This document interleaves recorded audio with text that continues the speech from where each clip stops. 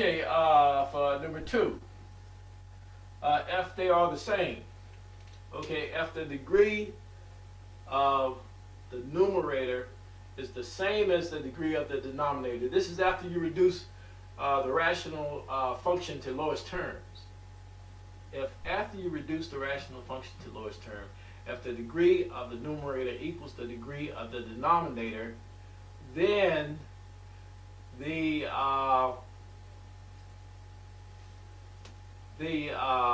horizontal asymptote is the coefficient of the numerator, the leading coefficient of the numerator. Y equals the leading coefficient of the numerator divided by the leading coefficient of the denominator.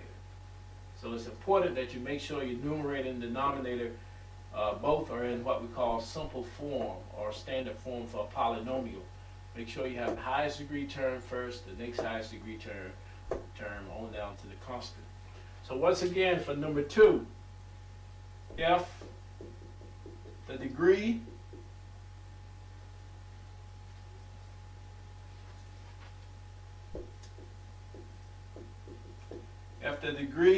of the numerator, and we'll use NUM short for numerator, is equal to the degree of the denominator, DEN for short, the horizontal asymptote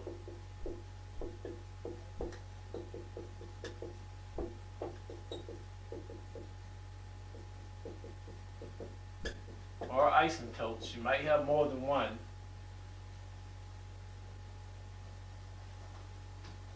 The horizontal asymptote will be y equals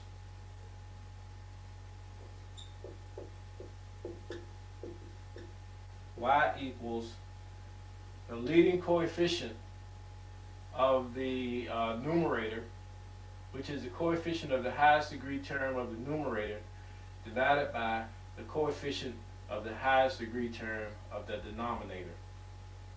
That would be equal to the coefficient, which is called the leading coefficient. Coefficient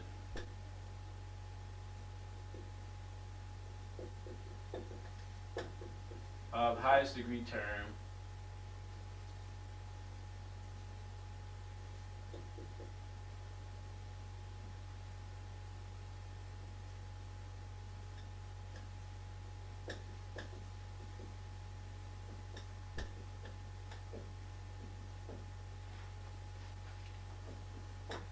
in the numerator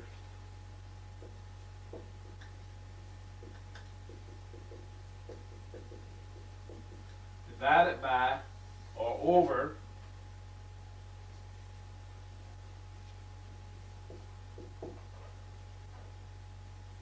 coefficient of the highest degree term in the denominator. Once again, if the degree of the numerator is the same as the degree of the denominator, the horizontal asymptote or asymptotes will be y equals the coefficient of the highest degree term in the numerator divided by the coefficient of the highest degree term in the denominator. And we're only going to have one horizontal asymptote.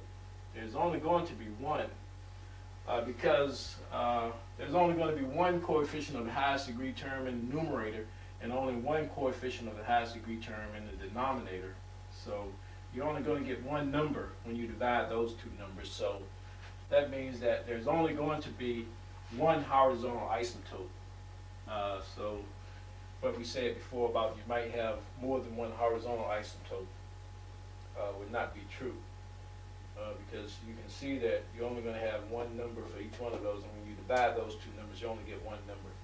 So that means that you only have to worry about one horizontal asymptote.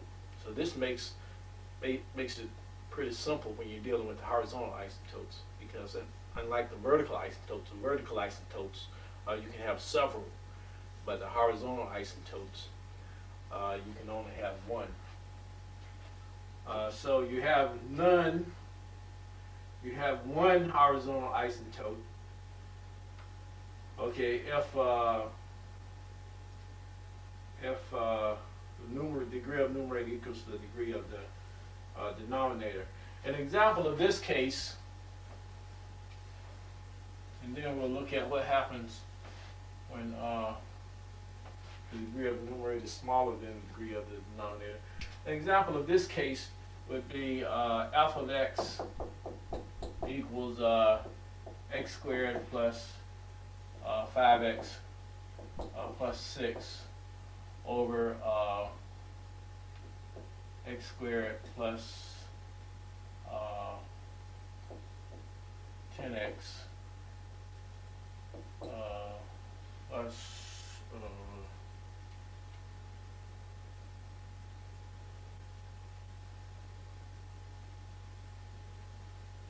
plus 25.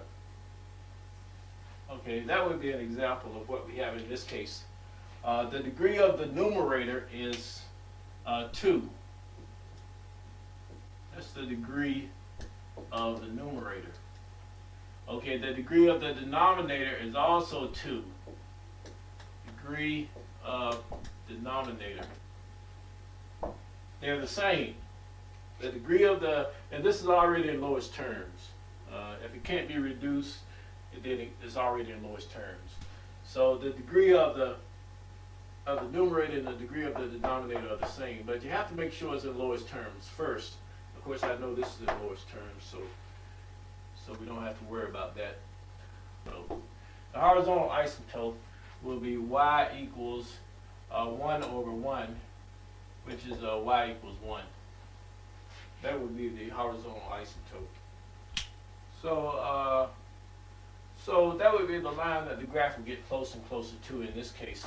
So I think you already know how to graph these asymptotes. You graph them just like you graph any other line. Horizontal asymptote will go straight across like that. So you would go up to a place where y equals 1, which is right here. You would draw an imaginary line.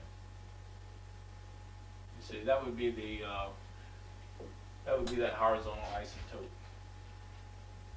The graph of that horizontal asymptote.